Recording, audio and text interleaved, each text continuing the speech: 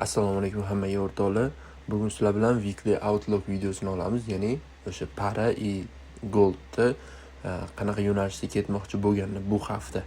Xo'p, o'rtoqlar, bu meni YouTube kanalim. YouTube kanalda 40 ta video bor. Shu videolardan o'zingiz uchun mana ko'rib, bu narsa o'rgansanglar bo'ladi. Har xil darsliklar bor. Xo'p, paralarda men oldindan ishlamayapman uncha ishlamayotganligim sababli sizlarga asosiy ya'ni HTFda nima bo'lmoqchi, ya'ni nima maqsadga ketyapti o'shalarni bir qator aytib chiqaman.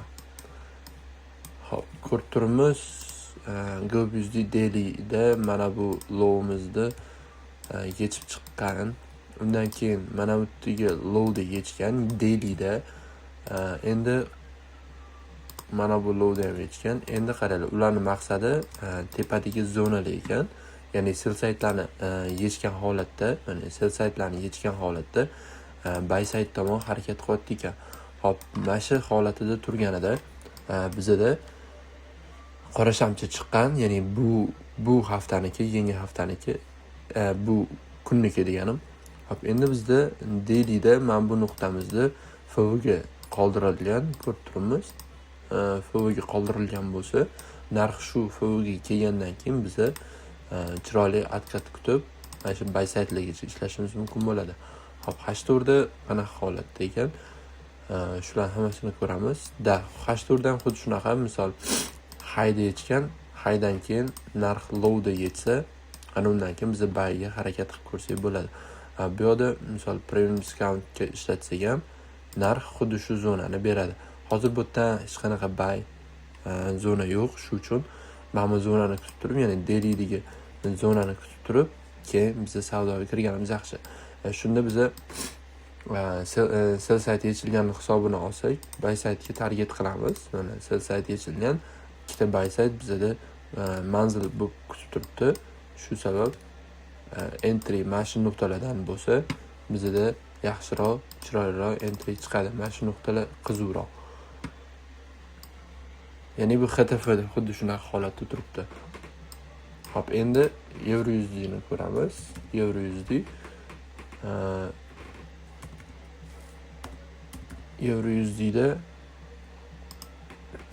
EURUSD bilan GoBusD почти o'xshash, ya'ni bir xillik bo'ladi ko'pincha. Ko'rib turibmiz, bunda lekin Daily FV ga pastroqda и narx ko'ryapsizlar, mana bu nuqtada SMT bergan. Ya'ni nima bilan adashmasam, hozir GoBusD ni ko'ramiz. Shu low, yo SMT yo'q ekan, shu low'da deb o'ylabman. EURUSD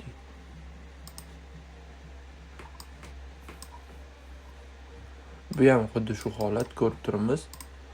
Mana bu yerga to'liqligicha sell sayt yechgan, ya'ni sell sayt nuqtani yechgan. Mana bu nuqtada sell sayt nuqtani yechgan. Endi qaranglar, tepada o'zi buy saytni yechib turib, narximiz sell sayt tomon kelgan. Sell sayt yechgandan keyin endi narx atkat berishni boshlaydi. Atkatda ham misol uchun mana bu nuqtadan tortib tursak, 0.5 nuqta, ya'ni mana bu ichki buy saytgacha bizni target qilsak bo'ladi. Demak, hozir narximiz prям qanaqadir bizani zonamizga tushgandan keyin bemalol savdoga kirsak bo'ladi. Demak, hozir Daily FV ga bor. Mana bu high yechgan hisobini olsak, mana bu nuqta bizda liquidness Daily'da, ya'ni liquidness bo'lgan. Liquidness yetsagina mana bu nuqtadan yana biza buy qarab ko'rsak bo'ladi, tepadagi buy sayt zonalarigacha. Hozir eng yaqin buy sayt shu, undan keyin mana bu high, undan keyin mana bu high. 3 ta high, ya'ni xuddi shu holatda. Hop, H1da ko'rib turibmiz, high yechilgan. Hop, high yechilgan. Sessiyani yoqadigan bo'lsak, sessiyada bizda nima gap? Osiyoni low'ni yechgan, ko'rib turibmiz, lekin Osiyo bizda hech qanaqa range holat bo'lmagan, ya'ni manipulyatsiya harakat bo'lgan. Demak, Osiyoni 0.5 ni ko'radigan bo'lsak, 0.5 ni kelmagan, 0 lekin mana bu yerda zonada bitta FV ga bo'lish kerak. O'sha FV ga narx test olib ketgan. Xuddi shunaqa ko'rib turibmiz, mana bunaqa holat. Qarang endi bizga sel qiziqroq bo'ladi. Ya'ni PDL nuqtagacha sel. Ya'ni sel yurgandan keyin narximiz sel yursa, mana shu zonamizga yechadigan bo'lsa, xuddi shu mana bu ssenariy bo'ladi. Yechilgandan keyin biz savdo qo'shilishimiz kerak bo'ladi yoki daily FVG'ni test berishiga.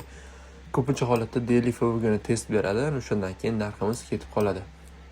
Ya'ni EURUSD da ham hozircha PDLgacha sel, undan keyin buy qiziqroq bo'ladi. Ya'ni swing teparoqga, tepadagi buy size zonalargacha. Hop, endi HUSD ni ko'radigan bo'lsak, HUSD nima gap?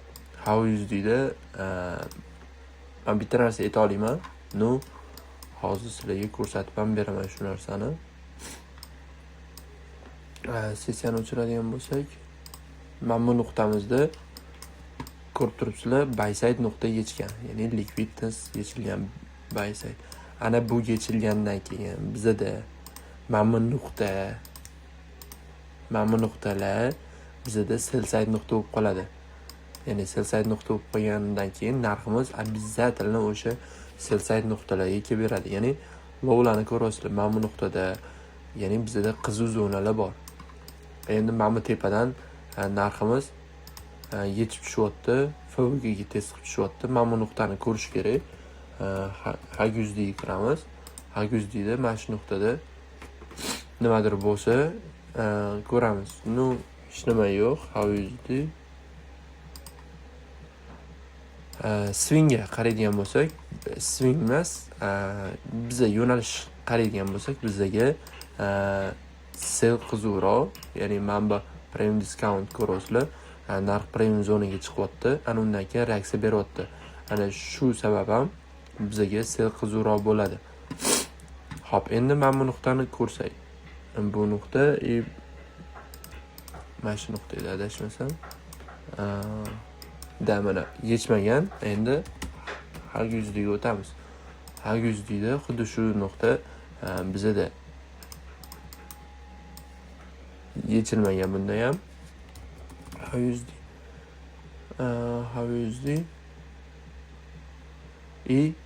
mana bu nuqta bilan mana bu nuqtada SMT mavjud. Xuddi shu SMT narxi yurg'izib beryapti. Bizda hozir mana bu liquidness, qiriyatda liquidness. Undan keyingisi mana bu liquidnesslar bo'ladi. Ko'rib turibsizlar, mana bu ikkita liquidness. Mana bu bizda hop HTF breaker blok bo'ladigan bo'lsa, narximiz premium zonaga chiqib turib, HTF breakerdan olib turib, narx reaksiya olyapti. Shu yerdan biza sell qiziqsak ham bo'ladi. Ya'ni mana bu sell side nuqtalargacha, ya'ni mana shu sell side nuqtalarimiz yechilgandan keyin buy qiziqsak bo'ladi. Hozir ko'rasizlar, mana asosiy nuqta mana bu nuqta, ya'ni buy side yechilgani, undan keyin mana bu sell side nuqta bo'lib qoladi bizda. Sell side nuqta bo'lib qoladi. Ya'ni haftalik uchun men uchun mana shu lowlar qiziq. Ya'ni weekly outlookda mana shu lowlarga qiziqsak yaxshiroq bo'ladi. Ya'ni o'sha Telegram kanalda men sizlarga berib o'taman, ya'ni ideyalarni, signallarni berib o'taman. O'shandan foydalansanglar bo'ladi. O'rtoqlar, o'zimni fikrlarimni aytdim. 3 ta para, ya'ni asosiy paralar bo'lgani uchun shularni qildim. Ya'ni boshqalarga tiqilib o'tirmadim. Xuddi shunaqa yo'nalishda ishlaymiz. Telegram kanaliga o'tib olinglar. O'sha yerda men sizlarga ochiqchasiga ideya berib o'taman. Bemalol foydalansizlar. Video yoqqan bo'lsa, videoga o'z izohinglarni yozib qoldiringlar. Like bosib qo'ysanglar, juda ham xursand bo'laman. Bundan keyingi videoning chiqishini tezlashtirasizlar. Hammaga rahmat, o'rtoqlar, charchamanglar.